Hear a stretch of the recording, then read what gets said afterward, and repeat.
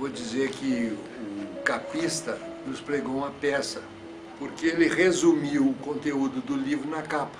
São duas maneiras de você ver a escola como um lugar de exclamação ou como um lugar de interrogação. A inteligência funciona somente quando ela está interrogando. Deram numa classe de uns meninos de 8, 9 anos de idade, deram para os meninos umas balinhas com a ordem de que só poderiam comer as balinhas quando terminasse a aula. Aí eles foram ver o que tinha acontecido.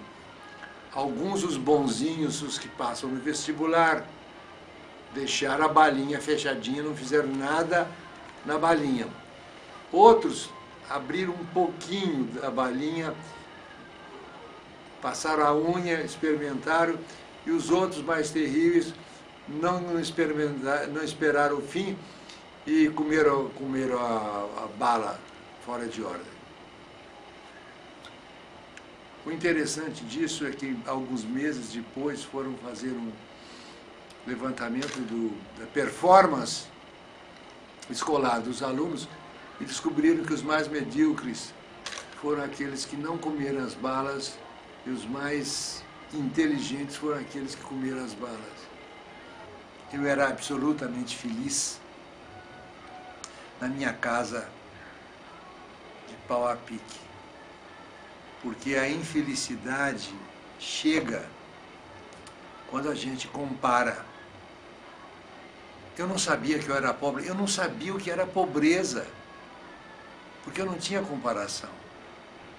Mas na minha infância eu não conhecia essa diferença. O que eu conhecia era os pássaros, as vacas, os bezerros, os riachinhos de água cristalina,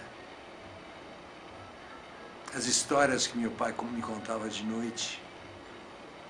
Eu acho que o que me marcou mais foi essa experiência de pobreza. O professor tem que dar um morango para o aluno. Tem que provocar o aluno. Veja como isso aqui veja como isso é fascinante. E ele faz a coisa. Aí o professor, se ele é respeitado pelos alunos, isso é de fundamental importância. O professor tem... E quando eu estou falando respeitado, não é ter medo. Respeitado, você admira o professor. Quando o professor é admirado, você faz qualquer coisa só para seguir o professor.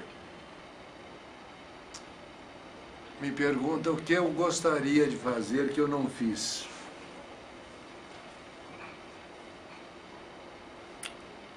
Eu gostaria de saber tocar piano.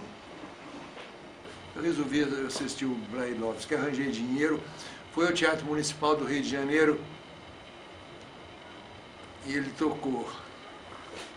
Eu me lembro como se fosse hoje, 2 peças que ele tocou, eu tinha 12 anos de idade. Rondó Caprichoso de Mendelssohn e a Sonata número 3 de Chopin. Eu saí do teatro resolvido qual seria o meu futuro. Eu seria pianista. E pus-me a estudar piano furiosamente 5 horas por dia, 5 horas por dia. Hoje é considerado o maior pianista do mundo, Nelson Freire. Foi ele que me convenceu a parar de tocar piano. Um dia ele foi na minha casa, eu estava pelejando lá com a Sonata Patética de Beethoven, toca a campainha, vou abrir, eu devia ter uns 14 anos, vou abrir, é a dona Augusta, que é a mãe do Nelson, o Nelson, um pirralho, mal criado. Ele entrou, viu o álbum de sonatas de Beethoven no piano, ele foi lá e tocou.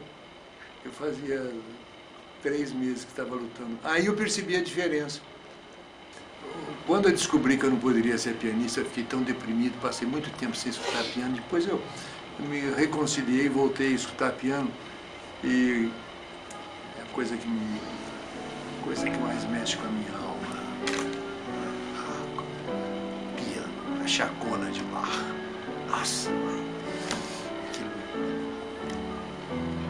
dá arrepio.